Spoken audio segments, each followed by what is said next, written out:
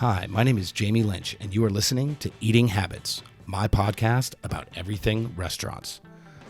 I will explore the human element of the hospitality business, and I'll talk to the who's who in restaurants, explore their stories, and hear what's on their minds in the ever-changing landscape of the food and beverage industry.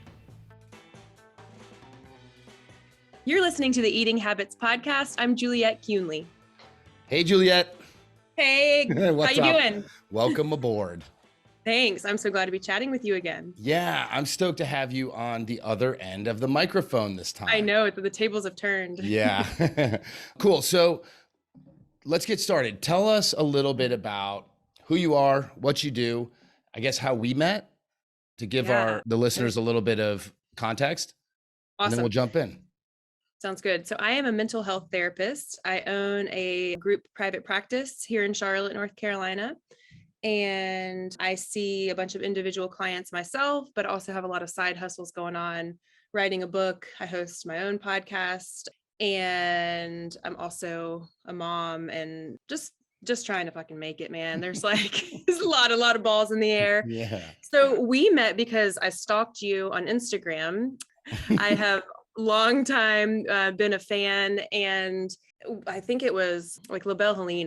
That's was our new favorite place. And I was like, I want him to be on my podcast. I want to know him. So I slid into your DMs and you answered me.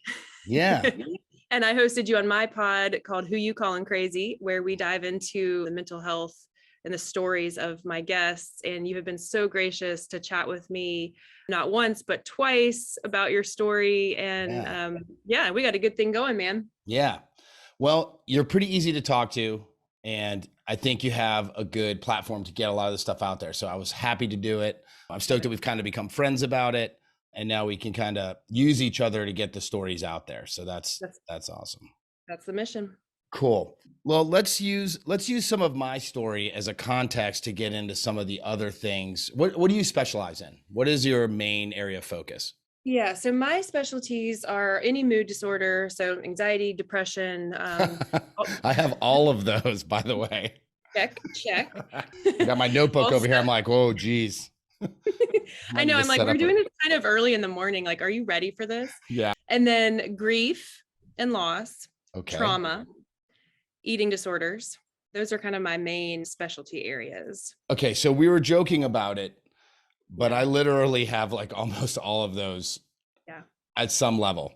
Although my eating disorder, I think my eating disorder is directly linked to my sobriety now. So now I indulge in Oreos. I can't control myself, but I don't think that's what you're talking about. I don't think that's a clinical eating disorder. So this is where the myths come in, because Oreos are not bad. So that is my whole message. Okay. Yep. Oh, and I want to get into that. Cool. Because there's a topic that I've been thinking about a lot lately. And it's because, so my whole story about addiction and drug use and all that stuff came out when I was on Top Chef. I did an interview on Top Chef in the booth or whatever. And I had mentioned this whole thing. And I had totally forgot that I had done that interview until the show aired. So I was almost as surprised as everybody else when they said it. Everybody was like, what the fuck?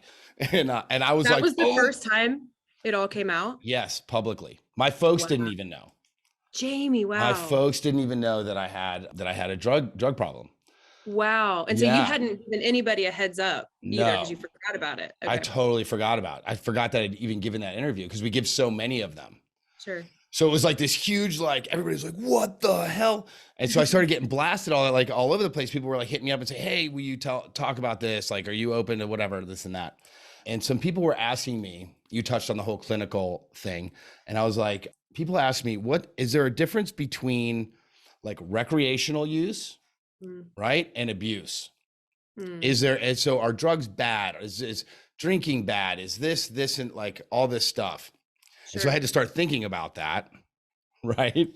Because at the time I wasn't sober either. I was still drinking. I was still I wasn't using drugs the way that I had when I was in New York, but I was still, I wasn't sober the way that I am now. Right. So I've been thinking a lot about that. And I was wondering what your thought process on that about using illicit drugs recreationally, where's the line between that and abuse, that Right. kind of thing?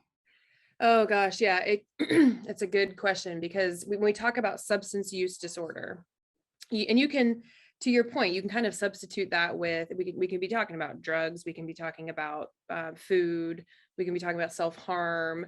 The line in my very kind of short answer is when we're using it to avoid feeling uncomfortable emotions.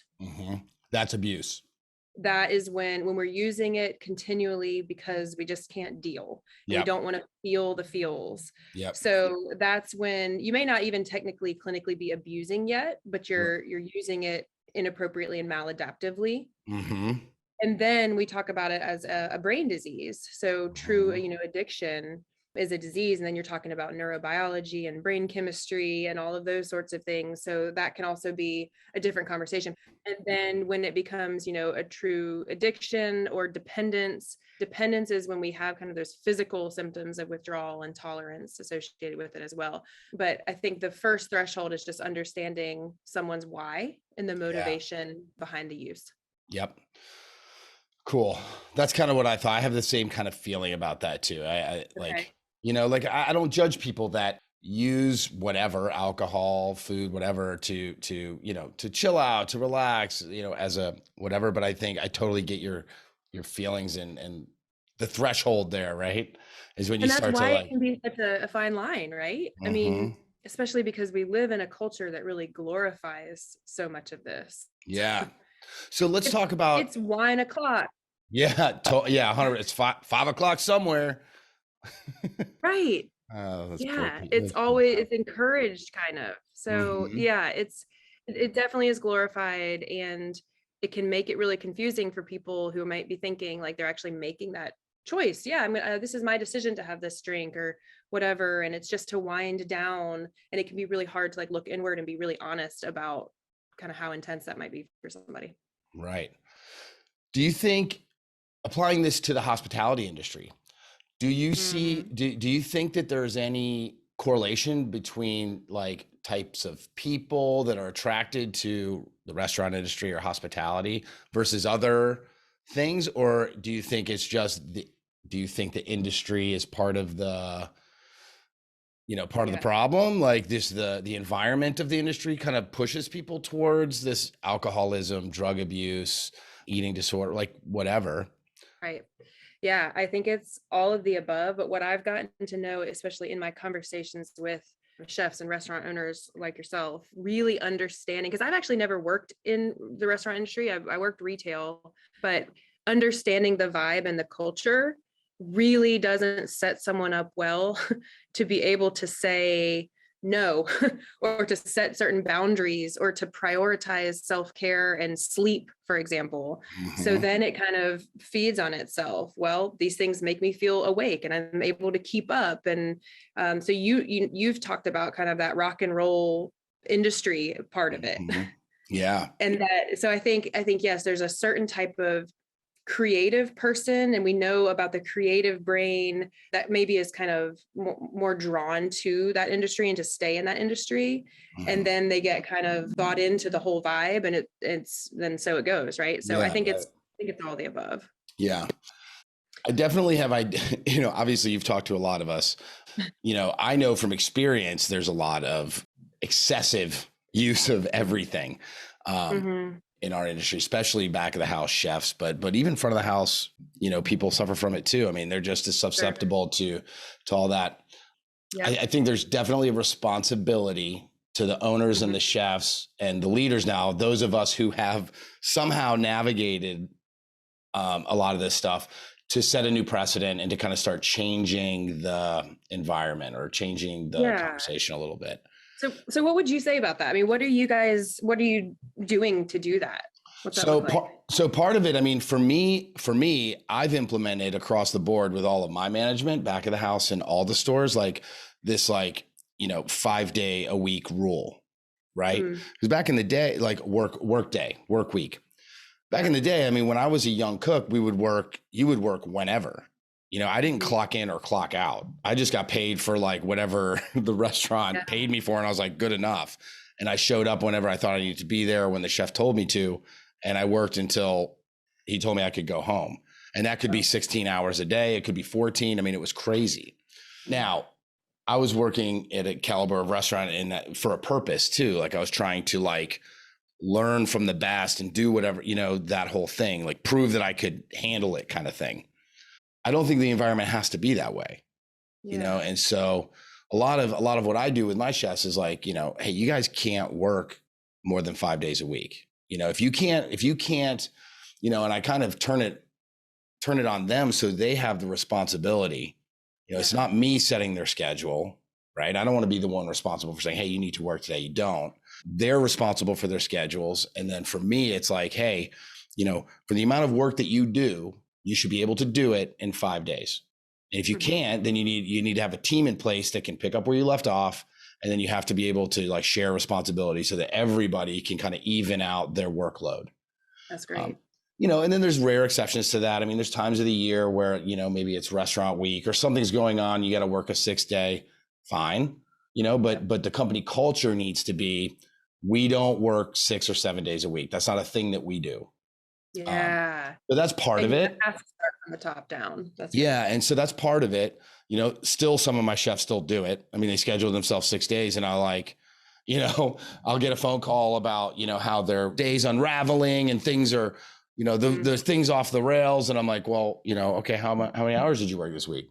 Like, oh, I'm working on like 75 hours. I'm like, no, that's not right. Because your ability to work decreases, right? Like, in my opinion, like the longer you work or the more days you work or the more hours you work, the more your productivity goes down. It's burnout, right? Yeah. Right. Yeah. You're putting yourself in a tailspin. Yeah. So when things like that happen, you got to like kind of put your foot down and say, okay, this is how we're going to handle it. Now take a break. Like go home, somebody step up, whatever. So in our place, we're trying to avoid that altogether, right? Set the precedent of like, it's a 5-day work week. If you've got to crunch it all in, then crunch it in, but then you take those 2 days and go do whatever you do. I don't care what it is, just, be responsible and all that. So, I mean, that's the first thing, I think for me, I mean, I'm a good example for my team because I'm sober now, like all across the board. I rarely take Tylenol, I'll just kind of muscle through unless it's really bad. I think. And that's something you've done for yourself. You've just decided. Yeah. It's easier for you to just kind of be clean across the board. Yeah.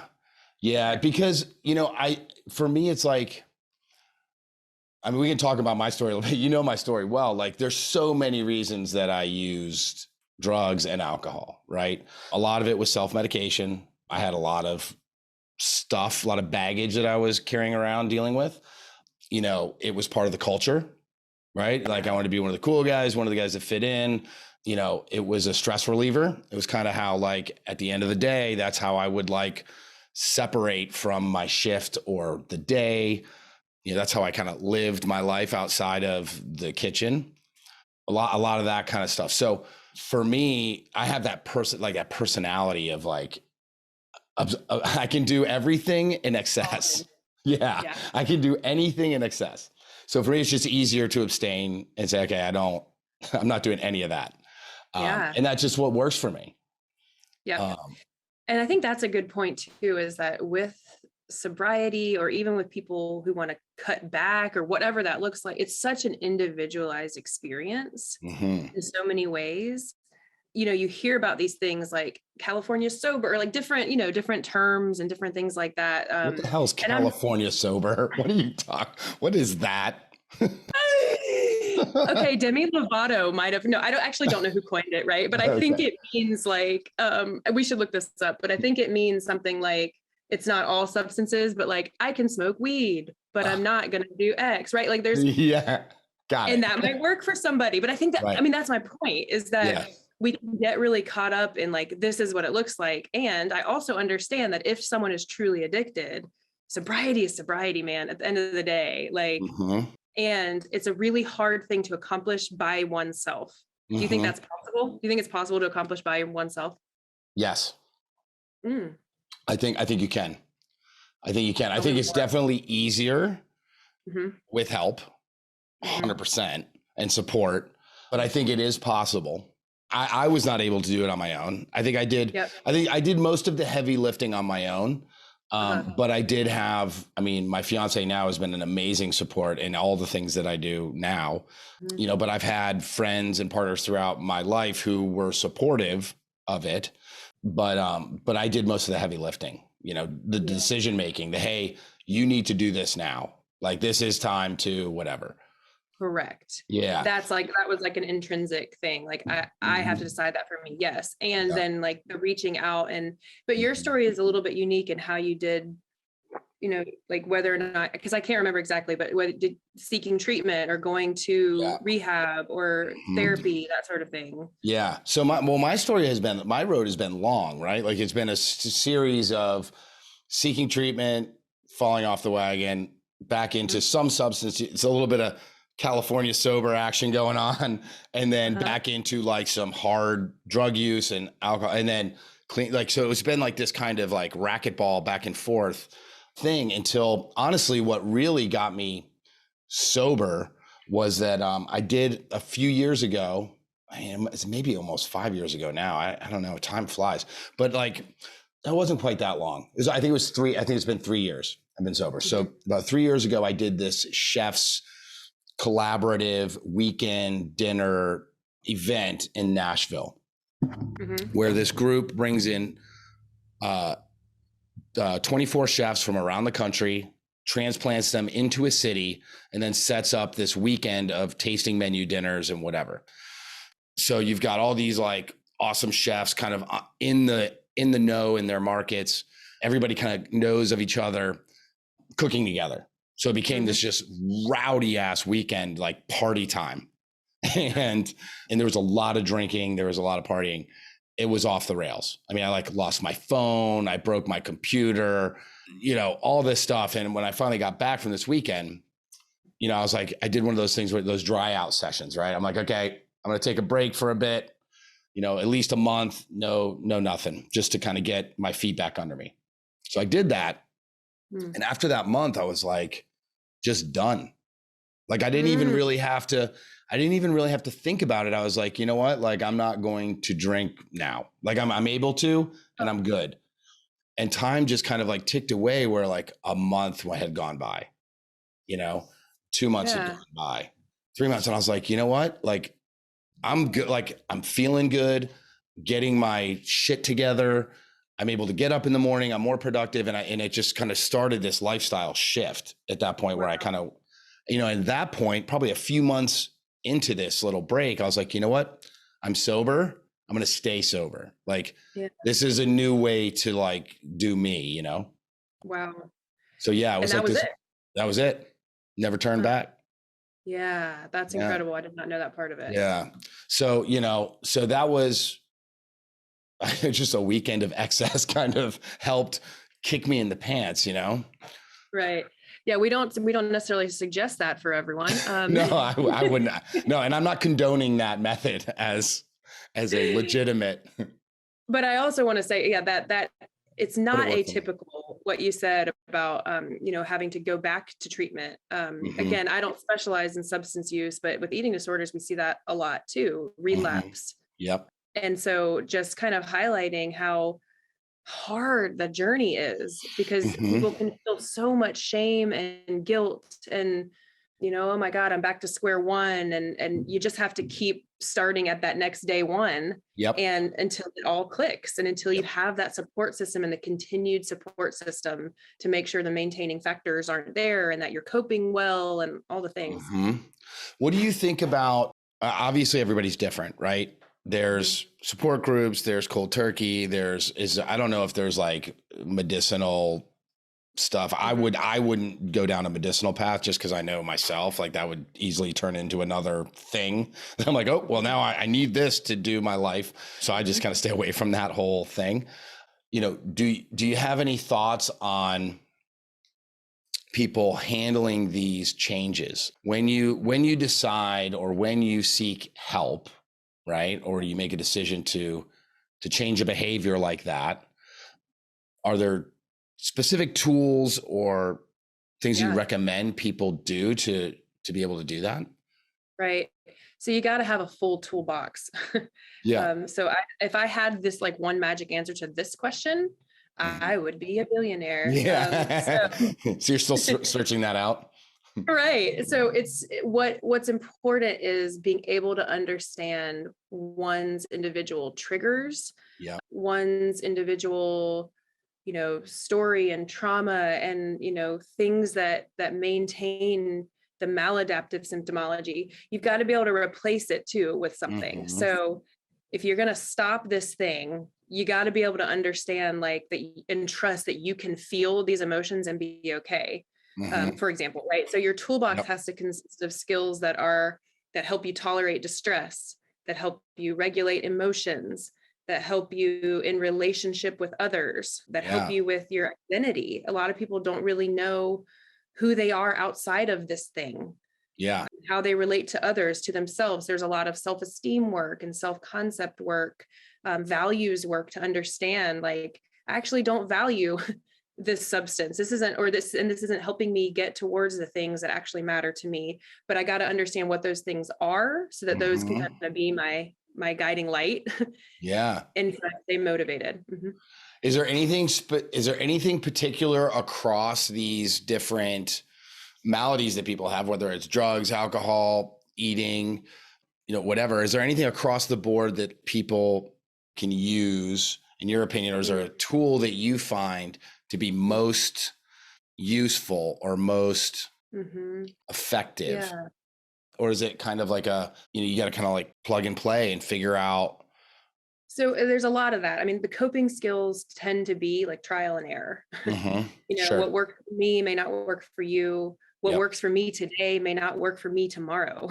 Hmm. So one thing is important to point out too, when I say, does a coping skill work?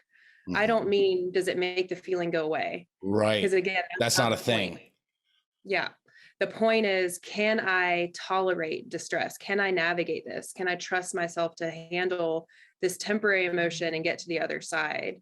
Of course, I'm a big proponent of therapy. I Hmm. think it's to be able to really learn the skills that are available to you.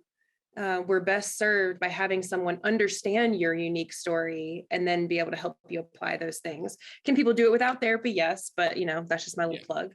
Yeah. But I do think values, kind of going back to that, I don't think we talk about values enough. And I think we tend to be on autopilot. Again, we live in a grind culture, hustle culture, right? So Mhm. everything is just kind of good. But we aren't really ever asked to stop and really think about what are truly my values, not society's values or mom and dad's values or the business I work for's values even, but my personal values. And when we're really tapped into that, the choices we make are aligned to those values. The coping skills we use are aligned to those values. To Mhm. me, they're really foundational. Yeah. I like that. Mhm. So in hospitality, right, the value that we share kind of as a group is that we take care of others, right? Mhm. It's like the whole industry is based on Yes. taking care of somebody's needs, wants, or whatever. And that can be draining, right? That can become a selfless kind of thing. And I think I've suffered from that over the years. I mean, I've dedicated so much, and we've talked about this in some of Yeah. our interviews, which I'll link to in this thing too, so people can go back and listen and stuff. But like so much of my identity as a young person, and my connection to people in the world was through food and taking care of others, right? And I think one of the things, what you just said about values kind of triggered a thought for me was finding out, like, you got to have some self-care, right? Mhm. There has to be a space in all of this where you say, okay, where do I fit into this? My needs and my, Yeah. fit into all And this. Yep. Go yeah, and ahead. am I pouring, because exactly, the hospitality industry, that's what's beautiful about it, of course. Hmm. But when you're pouring all of the energy into that, then what's left? Right. Yeah. You feel depleted and kind of empty. So I think that mindfulness of like, there has to be a barrier. There has to be like a level. There has to be a gauge somewhere on you that says, okay, I'm reaching empty here. and Yes. empty isn't depleted. It's, you have a reserve tank where you need to refill, so you Yeah. And then save the some. question is, so like, I understand what my values are. I've got a better understanding of that. And then the next question is, how well am I truly living into those values? Mm-hmm. So just like simple example, if I say, connection and friendships are a value, then I've got to really look at like, am I living into those? Because if you're imbalanced and you're not really putting energy and effort into the things you say you value, Mm-hmm. that's when we feel less fulfilled and imbalanced. Yeah, yeah. So yeah, we know that we're just much more satisfied, happy, whatever word kind of resonates for you, balanced when we are living true to those values. So I think that's why I think it's so foundational. And I talk with like eating disorder clients a lot about being able, just to highlight that point again, about what your values are. So society tells us we should value body image, what we look Mm-hmm. like. But like for most of us, that's not actually, when you tease it all apart, it's not actually our personal value. So Mm-hmm. then you have to learn to reject some values that have been put on you. This is just kind of Mm-hmm. another way to look at it. Yep. Um, so it can be, there's a lot of work you can do around values clarification, but I think it gives you a much more solid ground when you're trying to understand this really ambiguous question of like, who am I? Yeah. So if you were talking to a newbie, right, like me, right, about value clarification, right, I think that's super interesting. I think, I use terms like self-awareness, that exploration, right, like thinking about kind of like, I learned a lot of it through like Buddhism. Like I studied a lot of Buddhism and like Hindu practice stuff and like yoga. And so I learned a lot about kind of self-awareness and like, look, being present in your mind and like really accepting that stuff. Like I think acceptance is part of it. But when you say Yes. value clarification, what would you say to somebody to get them thinking about that? Like, how do I start figuring out what my values are? Awesome How do I question. sort that out? That's an awesome question, because it all can feel really existential and overwhelming. The good old internet has lots of values clarifications you can start with, but Mm-hmm. truly, because I think it helps to just understand. I can send one to you if you want to link one. Yeah.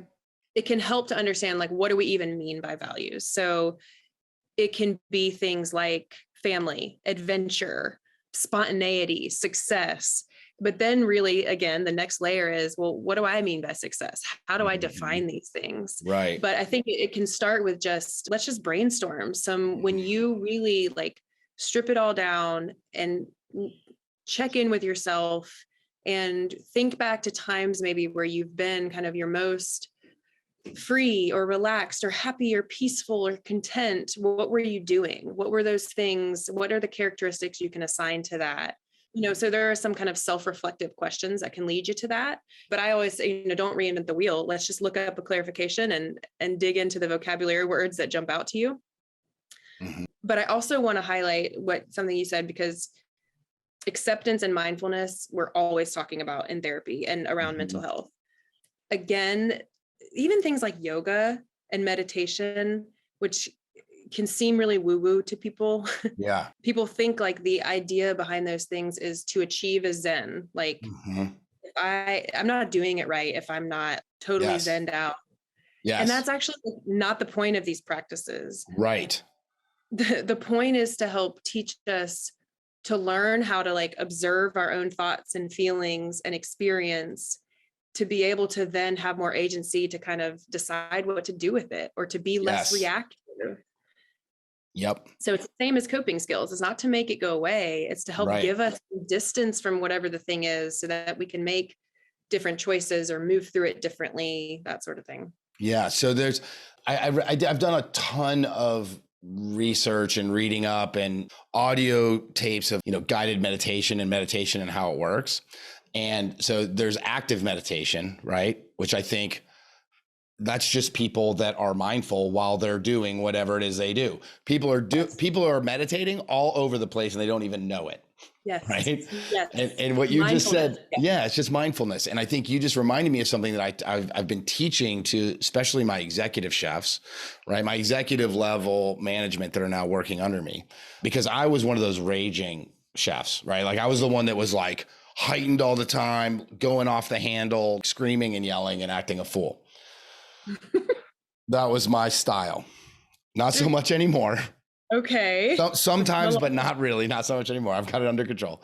But That is the stereotype, by the way. I don't want to talk about that in a minute too. That's okay. the stereotype of you successful chefs. Yeah. Well, there might be some truth to it. It might not just be stereotype. But so this thing that I've been teaching people, which I think falls into that active meditation thing, is like, and about this specifically, right? When you start to get that heightened sense of frustration, whether it's anger, whether it's whatever, right? Chefs go off the handle. And I've had to learn to cap that, curb it, whatever. And so what I tell my chefs is like, you need to start like identifying that moment, right? Like whether you're in the shift and the shit's coming down around you and there's tables are sending food back and it seems like the end of the world, and you get to that point where you're about to snap, you need to be able to identify that point and say, oh, it's happening now. And that's it. And then whatever you do it. Yes. But just identify it and start there and say, okay, that's what it feels like. You have to say, I'm starting to understand where I lose it, right? Yeah. And then once you identify that, then you can it starts to become more natural. When it happens, you're like, oh, okay. You feel the feelings before that, right? Oh, my blood pressure, I'm getting warm. I'm getting I have a tool for everybody. I have a vein in my forehead right here that starts to like pulsate. Yeah, it's my tell. And it's funny because all my chefs say it. They're like, they know when it's happening before I do, because this vein starts to like out. And they're like, all right, it's happening. But so I started to identify that. That was my tool to learn this kind of active meditation of like, one of my chefs, who's now like our vice president of culinary, he's come up through the ranks under me. He'll say to me, like, if it starts happening, he's like, chef, you got to cool down. Like you're having and so I can identify this feeling of heightened whatever. Yes. And I think that's a good tool for people. This active meditation isn't sitting in a room with incense, trying to find, levitate or something. Exactly. That mind body awareness is everything. When I say to some new clients, where do you feel that in your body? I mean, some of them look at me like I've got 3 heads, right? But we tend to be so disconnected. There's one part, we have thousands of thoughts a day, and most of us can't even really recall what those are. We're not even really listening to all that noise in our head. We're just kind of subscribing to it and da da da da da. But then we also have this really beautiful gift of body sensations and somatization of feelings. But when we're not connected to that, we can't really use it to our advantage. So to your point, I will help people create like a thermometer almost of like, when I'm here, as you move up the notches on up this stress thermometer, or anger thermometer, anxiety thermometer, whatever it might be, the better awareness we have around what happens physically, what happens with our thoughts and feelings, then the greater our chance for being able to apply appropriate coping skills. So you said like getting warmer, maybe, breathing, getting shallower or tighter. My hands are sweaty. Like these are all very classic, because your body gets into fight or flight when it's anxious or getting angry. So your body is physically preparing you to either like beat up the threat, run from the threat, or play dead. I mean, this is a physiological response, which is really fucking fascinating that our bodies do that. Yeah. But sometimes it does that, it's too loud, it's too vigilant, it's too unnecessary because there's not an actual threat. So when we can notice it happening, we can cool down, calm down our body and soothe that, I could go on and on about all that. Yeah, that's awesome. So let's go to the stereotypes. So let's talk stereotypes. Well, okay, real quick, let's talk about the thermometer real quick. I just want to where's a good place on the thermometer to be?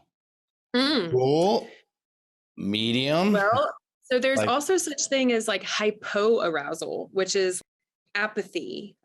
That's kind of grief, depression, no motivation. So you actually don't want to be at the bottom of your thermometer, right? There's like a sweet spot in the middle where you're able to feel the feels, you're able to find motivation intrinsically and extrinsically, but you're in this, what we call like the optimal zone of tolerance. You're not in hypo or hyper arousal. Yep. I think that's important to clarify because I think that leads to a lot of the problems, especially in restaurant business, right? Is that depression, that grief. I mean, the grief is something that I've dealt with a lot and have medicated towards, which starts that whole thing. So I think that's important to Yes. say, hey, like, it's important to feel those feels, right? Yes. Like you don't And want to be. figure out what coping skills are appropriate for what level you are. Because if you are in the Mhm. hypo arousal, you need something that's actually going to ignite some more energy. Right. But if you're in hyper arousal, you need something to help ground you. So Mhm. you're exactly right. It helps to understand where you are. So as we're saying, it's trial and error with coping skills. You have a much better awareness of like what I need to get into that window of tolerance. Awesome. All right. Mhm. Stereotypes. Okay. Because then there's one thing I know you have to go here shortly. You have some real work to do. So, Oh, come on. so So the stereotype. Okay, no, I think there's a couple things that come to mind in conversations that you and I've had in the past that I would love to touch on. So yeah, yeah. one is I think it's because these fit together. TV chefs that Mm. we see or you hear about, or just these stories that you hear. Well, I guess when you're a foodie like I am, that successful chefs have to be just raw and mean and intense, right? Mhm. So there's that piece of it. And then the other piece is this idea of like what it means to be a celebrity chef to begin with. You and I had a brief conversation about that. Mm. But I again, don't like I remember what said, I said. that it kind of weirds you out. Like Yeah. Oh, it is weird. how people and people like me, this is why I like stalked you. Because I appreciate food and what goes into somebody like putting care into it and all of the nuances of it. I Mhm. look up to good chefs. Mhm. And but I think what was interesting is hearing you talk a little bit about how like I'm just doing what I like to do, and now people are treating me like I'm like this celebrity. I would Right. love to hear more about that. Yeah. Yeah. It's interesting. I mean, I think, it's different for everybody. Like everything, there are celebrity chefs and TV chefs out there that have embraced the attention and all that and do really well in it. For me, that's not something I ever wanted to do, right? I was doing it for a different purpose. I wasn't like, I don't cook the way I cook and put everything into it to be on TV or to get recognition, right? I do it out of a sense of caring for people, right? Of nurturing. That's what it's about for me. And so to be in the grocery store and people, be really interested in like my life and what I'm doing, I'm kind of like, well, my life is like really not that much different than yours. I eat frozen pizzas, I eat Oreos, just like everybody else. But this is my vehicle to connect with people. And so for me, it's super weird, although I've gotten better about it now. Like I'm able to compartmentalize it, right? And say, okay, well, this TV thing that I do is not who I am, which is the problem that Yes. I had early on, right? Early Yes. on, it was like my cooking was my identity. This is how I valued my contribution, There's so much right? ego that can go into it, right? Yes. I mean, from that part that you're talking about, but also I would think too, just if someone sends a meal back, Hmm. That hurts. yeah, that feels personal, right? Yeah, yeah, totally. It really does. Yeah, and we have to remember, like, and one of the mantras that we have in the kitchen to kind of regulate that is like, I tell my chefs and my cooks a lot, is like, it's just food, guys. But I had to get there first, right? Like Yeah. we're putting everything into it. Yes, you're slaving away behind the stove and you're grinding out these meals, but it's just food. Like at the end of the Mm. day, we're not, I read these reviews where people say, you know, 0 stars. It ruined my day. My steak was, overcooked. I'm like, really? It ruined your day. Right. Okay, well, That's you've a got pretty some, damn good day then. yeah, you've got some serious like issues if an overcooked steak ruined your day for you, Right. and so I have to Here's remind my Juliet cooks, card. Let's move on. yeah, yeah, it's just food. Like we can try again. We can. There's a lot of things we can do. We're not ruining people's lives with what we do. So don't get so Mm. down on yourself, kind of thing. But I think that's a really big overarching theme that a lot of people struggle with in so many different industries. I'm not what I do, right? Yeah, that identity to like what you do is who you are. That was a hard one for me to kind of get my arms around. And I still struggle with it today. Like everything I do is still around food. Like it's around restaurants, it's about cooking, so there is an element of like, this is who I am, but it doesn't Sure. make up me, like there's a lot more to it. Yes, I am inherently valuable and worthy regardless of all that. Yeah. I guess we've highlighted so many. You've tried to get me to kind of hone in on what are really helpful things. Mm-hmm. Yeah. So we've talked values, we've talked coping skills, mindfulness, but I think just this point of like, how can I really surrender and settle into just understanding like my inherent worth outside of all the noise? I mean, that's what we're constantly, and I don't know other than Buddha who has like just achieved that, right? I think that's the constant work that we're doing. Right. Yes. And being aware that that's constant work. And I, as a therapist, am constantly doing it. I have my own therapist. I have my own like work that I do every day to, try to achieve just acceptance and letting go and all the things. Right. That's what it means to be human. Yeah, totally. And and that acceptance of like the goal shouldn't be perfection. Ugh. Right. Because you shouldn't set unachievable goals that are like, it's like you're setting yourself up for disappointment and for failure, where, Totally. I think start with attainable goals, right? Like self-awareness, like self-worth, whether it's the values, like you talked about earlier, goals that you can actually attain and say, oh, now I understand what this means, level up or whatever. Yeah. No, I was going to throw another like therapy thing at us. Do it. Okay. So I like therapy stuff. There is a school of thought around, because again, we were talking about like thoughts, feelings, physical sensations. But I think one thing that could be helpful for your listeners that I love to teach people is that thoughts cause feelings that then cause our behaviors. If you kind of think about it as this trajectory. So again, if you heighten your awareness of where you are in that thermometer, what's going on with sensations in your body, usually you can kind of say to yourself, all right, what was I thinking right before that? What thought kind of led to that? And then the really awesome thing is you have these different areas then that you can then kind of cope. So if it's thoughts, is there another way to look at this? Is there a way I can challenge this thought? Is this thought even based in fact? Because just because a thought pops in your head doesn't make it true. Right. And again, a lot of us don't even realize that we're subscribing to that noise because we're just so used to it. Right. So you can intervene in the thoughts, and then there's the feelings. So, but if I'm able to reframe this thought, oftentimes it can lead to a different feeling. Yes. Right. But so there's the intervention of the thoughts, but then also the feelings. Let's say that's what we were talking about before, about if you're feeling anxious or angry or whatever, you can do things to kind of soothe those things. And each of those, so thoughts to feelings, is going to impact our behavior. Do I lash out at my staff? Right. Because my thought was, he fucked this up. So then my feeling is anger. Then I lash out. Or can I rewrite that? Okay, he's human. He made a mistake. It was actually because, da, da, da, da. So then I feel a little disappointed, but it's much more measured. So then my behavior is, I have a conversation with him about how to do it differently next time. I like that. That's awesome. That's a good tool. Well, how would you recommend? So we're going to wrap it up because I know you've got some meetings, but closing thought for people that, I know there's a lot of substance abuse stuff going on. I know Ben's friends, Sam Dominovich is a good friend of mine, what they're doing across the country for people struggling with alcohol, drugs, whatever. They are the best. Look up Ben's friends if you're struggling with that. That's for my people. Like, that's where you find help for that in our industry.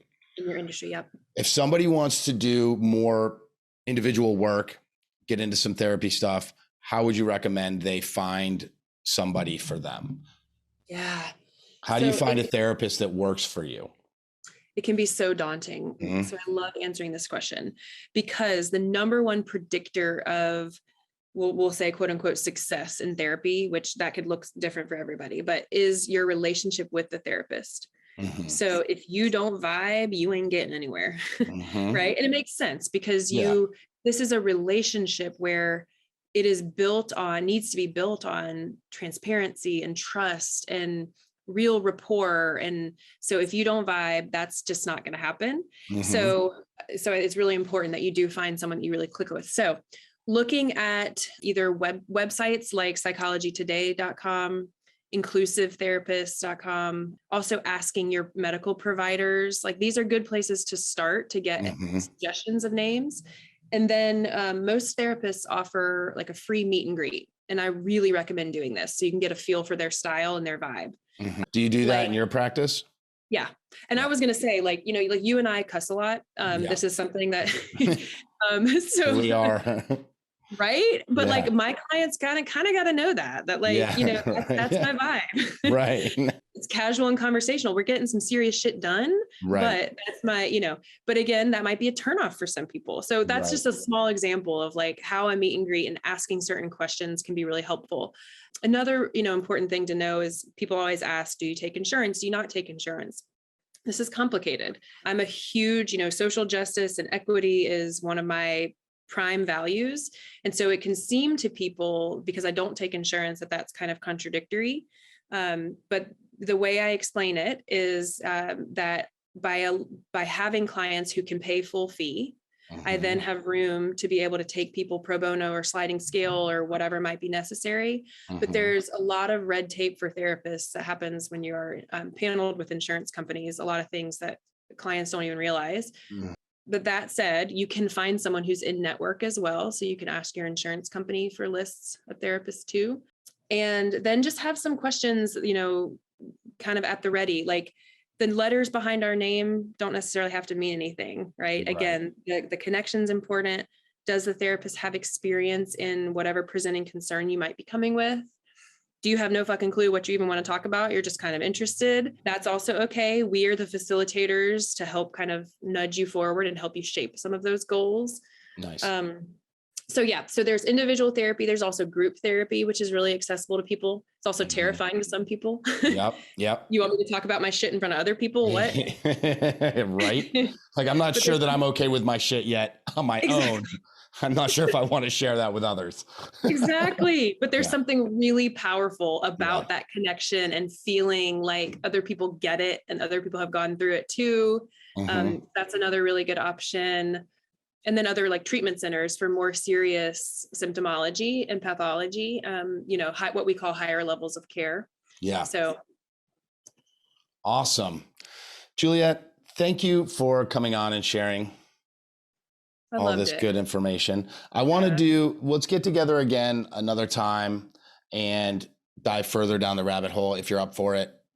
I did 2 for you. You got to do 2 for me. I love it. I know how to, well, this flew by too because of our technical difficulties. Yeah, I'm still learning.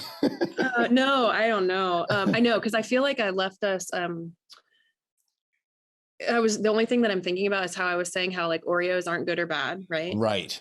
But like, and then we went into this thing like about drugs, and I'm like, well, we should probably say like drugs aren't good.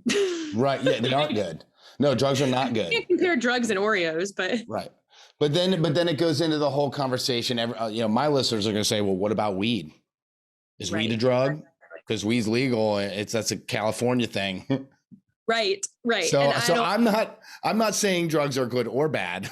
Right. Exactly. That's kind of my point too, that's not my place to say. I don't want to take a stand on that either, but but so hopefully that was actually clear. But anyway, I would love to chat again. Awesome. Will you email me the links for some of those some of the places you mentioned for people to find therapy if they want it? Thermometer. I can send you all this, whatever you can link. And I'll have my awesome producers stick some links on there. Takes a village, right? Yeah. Especially since I'm technologically challenged. Well, we'll see what they think about this. They might be like, yeah, you're not doing this again. Yeah, we'll put this one in the archives. Maybe they'll put it out there. This is great. I mean, listen, it's so important right now because of just, you know, some of the trauma that happened during this whole pandemic thing. We didn't even talk about that. We're going to have to go back to that. Like, we have a lot still to talk about. There's just so many things that society and people are coping with, you know, and I think we could go on for days and days and days about all that. I just think that you're having the conversation, because it's like, to our point of, it has to start from the top down. And that's what I respect about, like, Sam does his wellness program. He does like a monthly, Yep. where, and so it's like modeling for your people too. Like, this is what this Yes. actually looks like to care for yourself. And here are some options and skills and all that.